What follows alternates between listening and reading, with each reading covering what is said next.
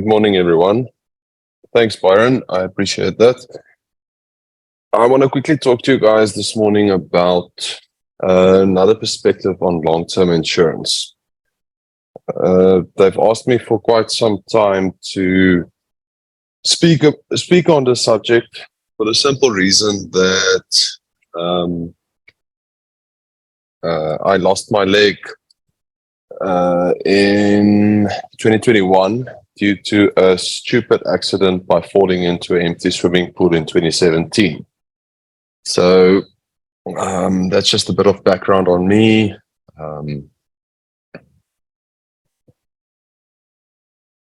Then there we go. So just a stupid thing. I'm not a financial advisor. This is purely out of my own perspective and what I've seen and experienced from my side towards long-term insurance, if I can put it like that. And you'll see me there wearing a beautiful green, it's called a socket. My orthotist thought that I said to him, no, you can do whatever color you wanted. And it was between that and pink. And luckily he decided to do green that day. But yeah, that was me. I think it was us presenting at Thibaut Eltron for one of our Gauteng Plumbers evenings. So the people get confused between long-term insurance and short-term insurance. So the quickest, easiest way to explain long-term insurance is it's you insurance. So it's you as a person. I've put a few examples there. It's disability, trade disease, income protection, funeral policies, that type of thing. It's not the only thing that's there.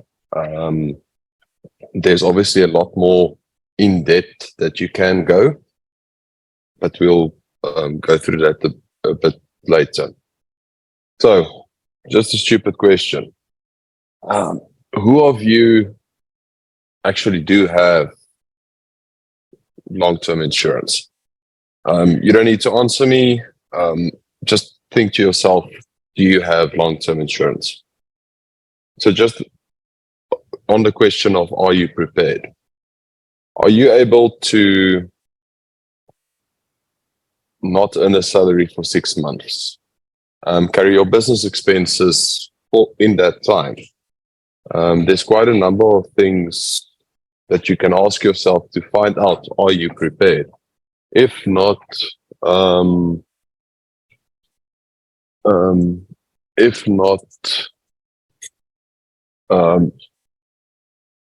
what do I do then to get there? What happens if, let's say you've got a business partner and you or one of your business partners passes away or gets a permanent disability or a temporary disability?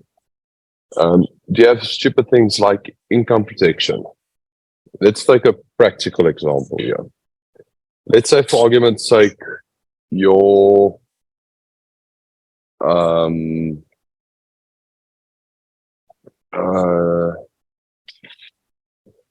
business can't, or you can't function in your business. You are a key person there. You either running the business or you running the business yourself with a few people.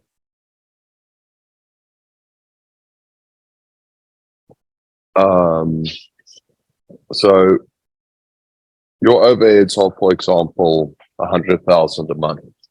I'm just giving a stupid example here. I'm not saying that is what it is or not is, but your overheads are 100,000 a month.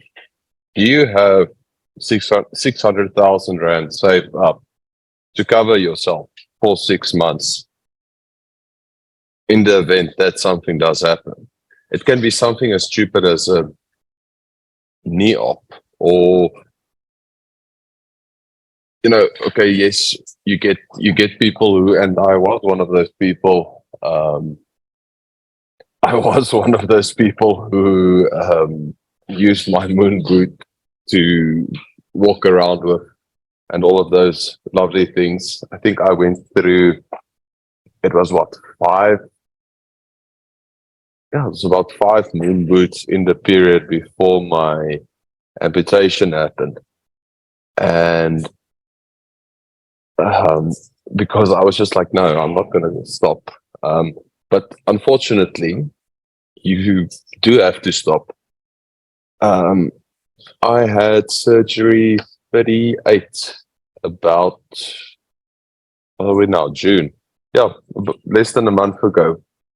That's from 2017, where I broke my ankle, to where I'm now as a above knee amputee.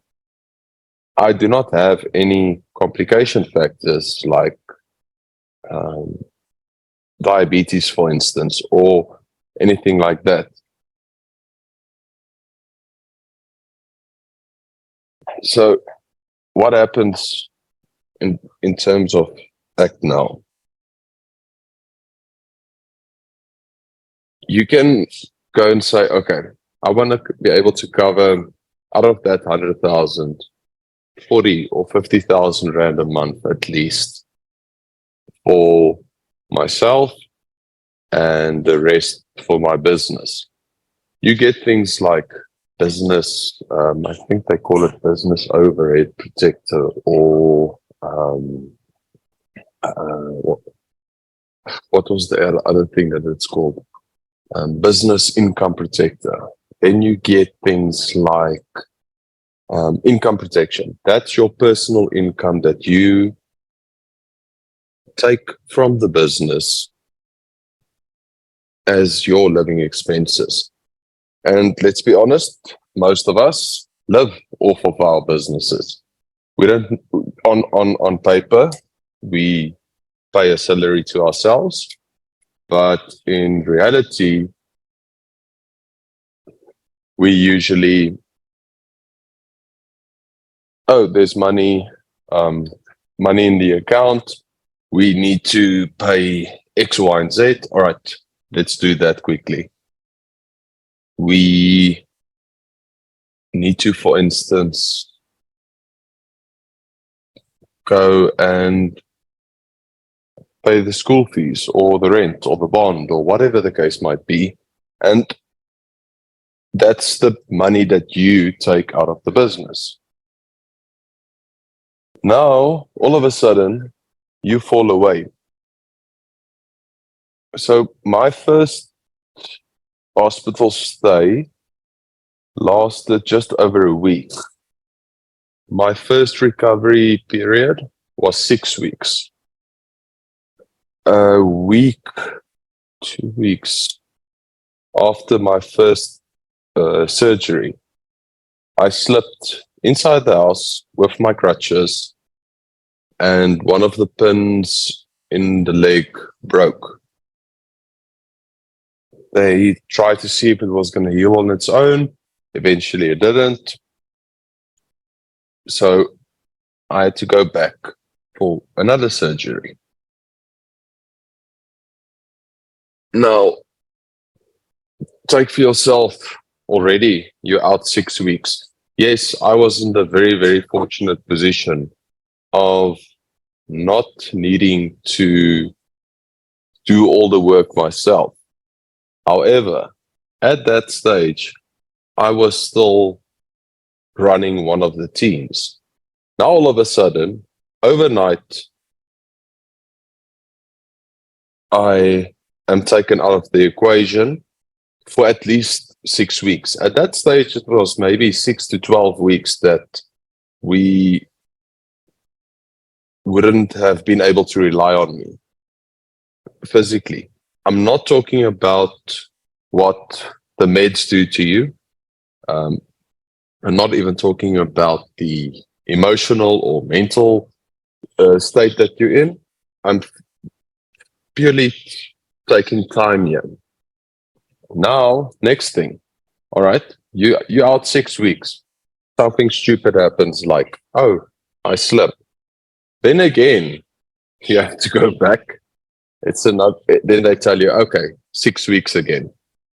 Then it's this, then it's that. And that's how my story carried on. I know I'm a bit more on the extreme side with my journey, if I can put it like that. My orthotist actually told me the other day, I'm one of the people who has taken the longest to recover. They, for instance, on the last surgery, put in stitches. It looks like, it's an interesting picture if you look at the previous ones in comparison to now. But he said to me, why do we carry on doing the same thing and not and expect something different? In between 2017 and 2021, there was 24 operations, sorry. Yeah, it was 24 operations. Take for yourself, okay? And some of them were small little things. It wasn't major things, but it's taken me out of the equation from 2017 until 2021, when the amputation actually happened. It's, for the majority of people, it's going to ruin them financially. Luckily, I had income protection, and luckily, I had disability insurance. Now, at that stage, my disability insurance, and that's why it's so important to speak to your broker, to say, okay, now I want this, but I can afford this. And your broker can say, okay, but listen, let's work out something for you so that you are covered the best way possible, but also that it's affordable. Because it doesn't help to cover yourself for 50 million, but you can't afford the premium for that 50 million. You're going to have to be realistic about what you can afford and what you want. But in any case, yes, income protector paid out on a monthly basis. There were some months, and this is something just purely out of the knowledge that I've gained. I don't know who of you have filled in these forms where they tell you, listen, what's the percentage that you work admin, supervisory, manual, etc., etc. All of those things are already pre-classified at your insurance company or your income protection company, whatever way you look at it. To put an example, so what happened is I had a broker at the time, and he said to me, no, listen, let's put you up as 50% admin. I'm like, great. Because I'm young, nothing's going to happen to me. I'm turning 36 now. So this happened all before my 30th birthday. But still, once again, you think to yourself, no, man, this will heal. It'll eventually go away. In any case, he said to me, no, let's put you up as this. So it was 50% admin, and then the rest was divided up. I can't even remember now exactly how it was divided up. But according to the plumber classification, strictly our admin time is 10%. It's not a way of defrauding your insurance or anything like that. That is purely your classification that you put on. And it's going to sound stupid, I know, but don't let a broker or insurance company tell you to be put on as a business owner, because a business owner can be as vast as this earth. You can have whatever business owner, you can be whatever business owner. However, if you have to claim, they're going to come back and say, but you're a business owner, so obviously you can still do your work. And then if you think about it, but no, I can't, I'm a plumber. Let's say your documentation that you filled in and signed and accepted says you're a business owner. I'm like, okay, fair enough. Luckily, mine said plumber. However, going back to the personal cost that is involved in this, do your homework on what you can afford and what you expect to do and want. This is a very broad topic that I can go into because it's been, 6 years that I've been on this journey. It's a stupid thing. If you don't plan, you are going to plan to fail. If you fail to plan, you plan to fail. We've all heard this, and it's really not something that's new to any of us, and we keep on hearing it. But I am going to share my contact details at the end if you guys have any more questions or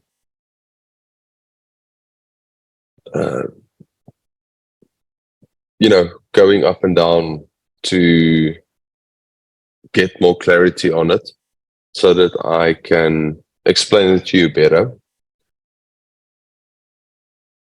So before we get to questions, I just want to quickly say something else.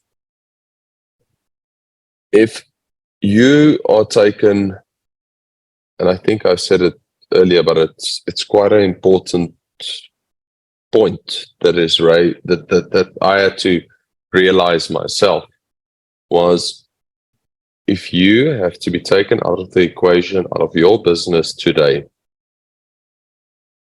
what's going to happen to your business? You have the finances to carry your business. Do you have the necessary protection in place, be it now savings or insurance, to carry your business for the next, for argument's sake, 6 months? Some people will say no. Some people will say yes. And another thing, sorry, just in closing in there, if you do not work for yourself and you work for somebody, you can still get yourself disability insurance, income protector, and all the other insurances that are involved. It's not just for somebody who owns a business that needs this type of insurance or can get this type of insurance. So Byron, that is my long story short. I don't know if we do have any questions. We currently don't. Ladies and gentlemen, if you do have any questions, please do post it in the Q&A. We will answer it. Is there anything you'd like to add there, Steve? So Yeah, thanks, Byron and Antonio. I think, knowing you for so long and knowing your struggle. One thing that comes up, Antonio, we have a lot of people that come on the business one-on-one, and they'll talk about the short term, the long term, and everything else. And yes, what in your sort of you did it. You took the positive step by ensuring and making sure that you covered. We have so many young plumbers and old plumbers out there that don't. And your story today, what is that mindset? I still can't understand why the plumbers don't do it.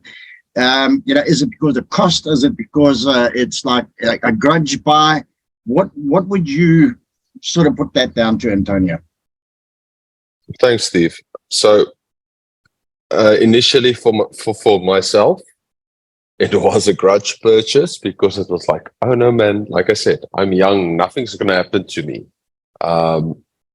Meanwhile, looking back, the insurance company I was with at that stage didn't provide comprehensive cover for for plumbers. All right. But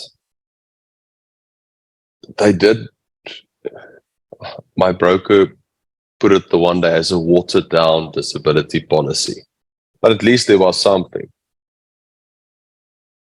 I don't know if it was the way that I was raised, perhaps, to say, but okay, you need to have at least life insurance so that if you die, something happens.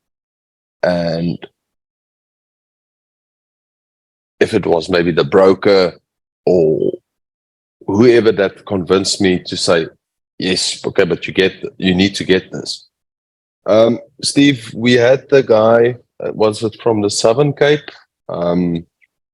If I'm not mistaken, he didn't have the necessary cover in place.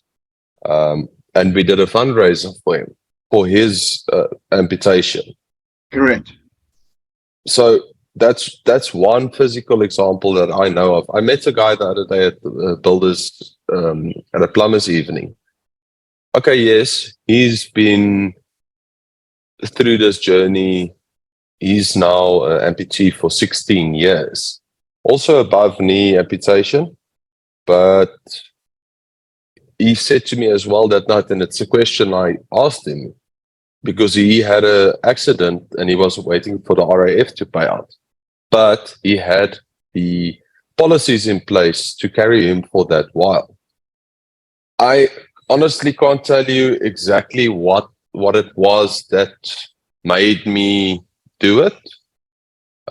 I can just say, I can definitely say I am glad that I did it. Yes, there were some months that debit order would not go through or that type of thing, but you do then catch it up.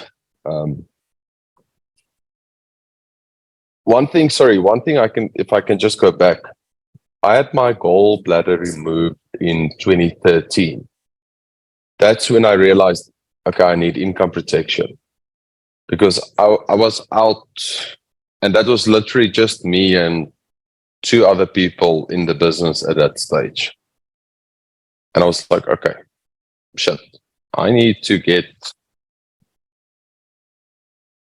how am I going to carry myself for 3 weeks? What did I do?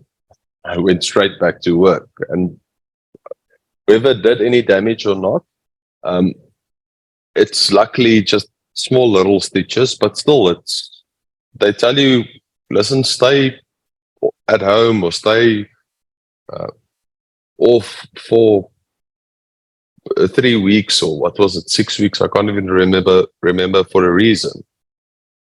So I think that was one of the things that definitely changed my mind in terms of income protection. And yes, the income protection wasn't enough to carry even everything, but it was at least that something that came in the event that something happened, if that maybe answers your question. Because I think, Antonio, also what happens, I've done a couple of these talks, and you can't take a doctor's certificate to your bank saying, the doctor's booked me off for 3 weeks. They're not interested in that. You've got financial commitments that you have to do, and you've got to get it. So whether you're playing catch up, you're getting put backwards. And I think it's one of those key things. And as I say, a friend of mine many years ago had a heart attack. And he was comfortable because, again, as you're saying, he had the income protector. He could stay at home. He could recuperate properly, and his business continued. So there was a positive one like yourself. But then we've had others that have built a business for 25 years and said, no, don't need it. Don't worry about it. And all of a sudden a stroke. And before you know it, that 25 years of building that sort of business is now gone. So Out of the window. Yeah, it's gone out the window. And I think that the thing is, it's an investment in yourself. It's to protect yourself and your family. I mean, you've got to remember that having these things in place is key, and they have that key man insurance, one of the ones that you've spoken about as well. So yes, it costs money, but ladies and gents, I mean, if you don't have it, you go to the wall, and it could be a simple thing like a car accident. It could be falling out of the roof. It could be breaking your arm. It could be an operation. I mean, these things are facts of life. And if we don't prepare for it, then we put ourselves in jeopardy, Antonio. No, definitely, Steve. And if you take it, how long did you take to recover on your knee op?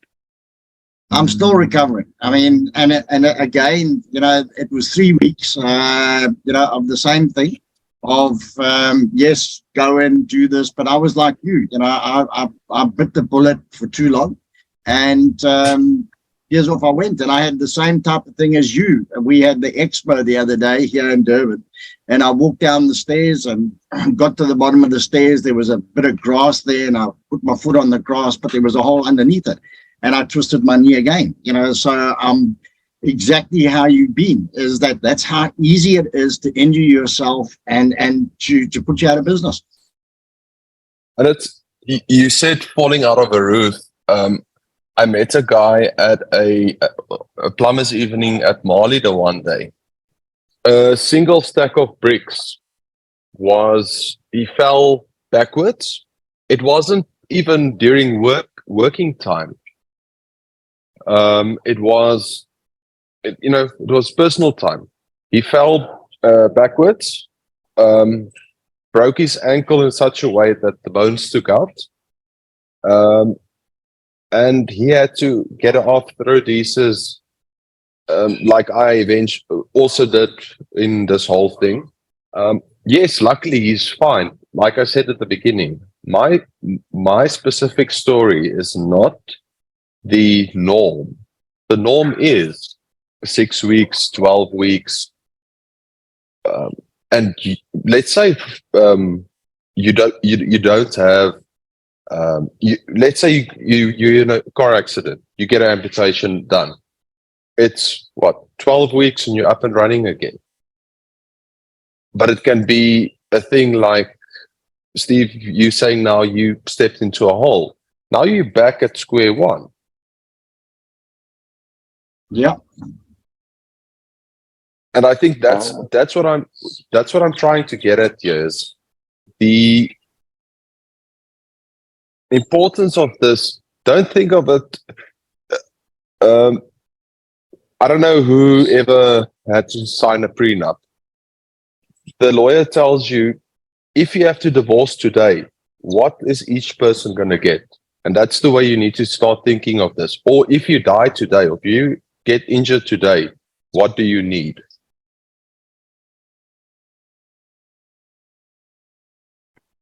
Sorry, just to interrupt there, we have one question here that says, is it better to use a broker or go direct to an insurance company? With all honesty and respect, I would rather use a broker than go directly.